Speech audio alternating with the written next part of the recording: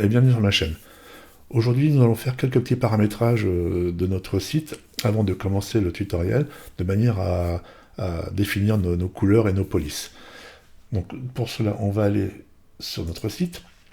Alors, je voudrais vous montrer deux petites choses avant qu'on commence. Donc ici, en haut, là, par exemple, vous avez dans l'onglet un petit icône. Pour le changer, avant, il suffisait d'aller dans apparence personnalisée et on avait accès. Donc maintenant, ça, c'est fini. On ne sait pas si WordPress va remettre cette option directement, mais actuellement, pour y accéder, il faut aller la chercher.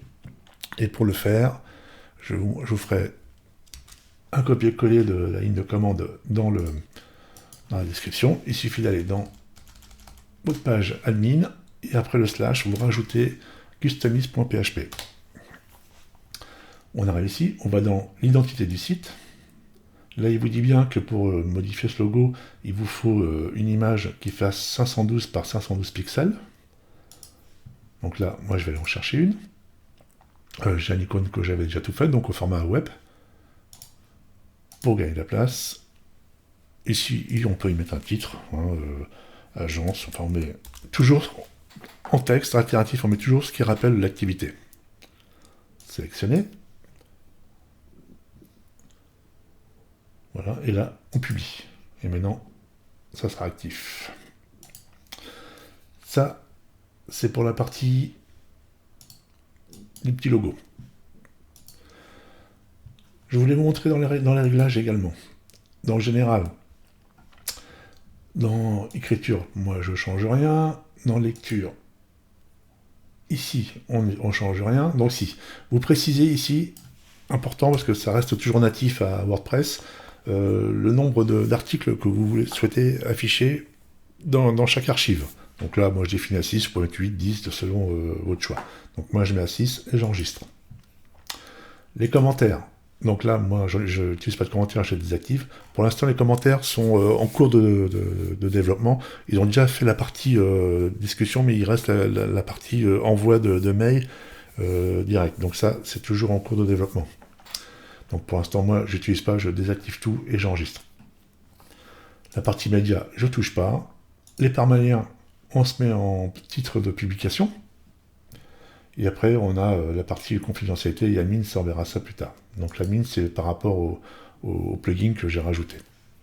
On va voir pour les couleurs et les polices. Donc là, pour l'instant, on va aller sur mon site, on va chercher... j'ai des liens déjà tout fait. Palette de couleurs. Et ici, vous choisissez une palette de couleurs qui correspond à vos besoins, ou si on vous la crée. Donc là, moi, je vais prendre la deuxième là, qui me paraît bien. Donc là, on a quoi? On a du blanc, un gris. Moi, je vais copier cette couleur et je vous fais voir comment moi je fais. Donc là, on va dans Apparence, Éditeur. On va donc ici, sur cette icône-là, on va dans Glow Color. Ici, on va sélectionner notre couleur. Donc là, on va la changer. Donc notre première couleur, ça va être du blanc. Donc là, moi, je pense à le modifier pour faire un petit rappel. En deuxième couleur,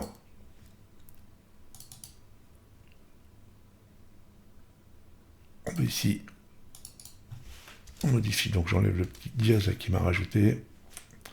Voilà. Par contre, ici, je le mets bien. Donc c'est bon, il l'a mis. On va chercher une troisième couleur. Il l'a copié. On va essayer de le modifier. CTRL V. Voilà. Donc là, je vais le modifier pour avoir le code couleur. On va prendre celui-là. Et puis je vais rajouter un noir pour avoir si j'ai besoin. Donc là, il me l'a bien attribué. Oui, c'est bon. Et puis on va faire un rajout de couleur. On va prendre le noir, ici. 1, 2, 3, 4. Voilà. Et là, surtout, on pense bien à sauvegarder. Je vais rajouter comme une autre couleur pour avoir un petit rappel du logo qui est jaune ou orangé. On va faire un petit plus.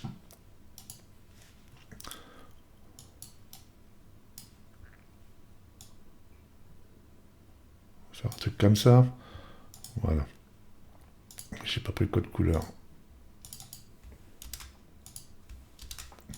Voilà. Et on sauvegarde. Donc on peut créer plusieurs styles, hein, bien sûr.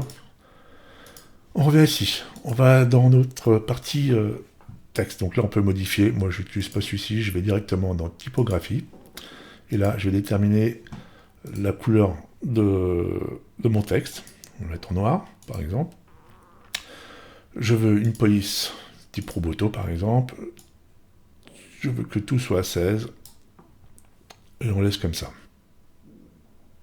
Et ça, vous faites ça pour tous les éléments. Pour les liens, pareil, on peut, pour les H1, etc. Bon, pour l'instant, je vais tout laisser par défaut. C'était juste pour vous montrer comment on modifie son style. Après, on pense à sauvegarder. On revient en arrière.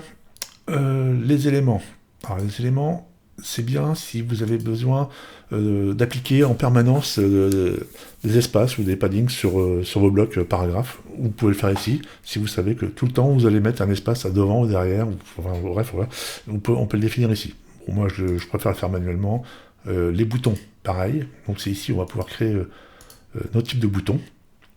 Donc ça, c'est bien pratique si on utilise beaucoup de boutons. Moi, c'est pareil, je le ferai manuellement. Mais voilà, ça se passe ici. Donc là, pour supprimer, on fait ça. Voilà.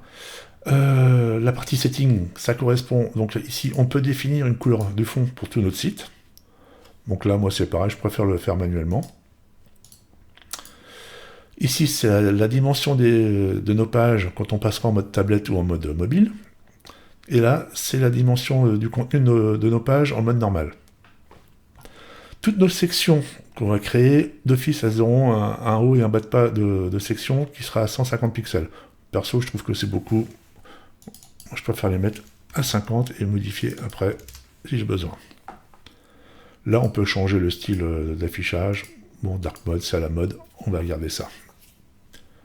Donc, bien sûr, on pense à sauvegarder. C'est le plus important.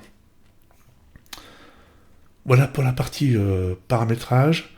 Je pense avoir fait un petit peu le tour. Bon, il y a plein de choses à voir, hein, mais je ne vais pas faire trop compliqué. C'est pas nécessaire. Et dans le prochain tutoriel, je vais vous montrer comment créer un header en faisant une importation d'un template. Mais vous avez également la possibilité de créer votre header entièrement personnel, comme vous le souhaitez.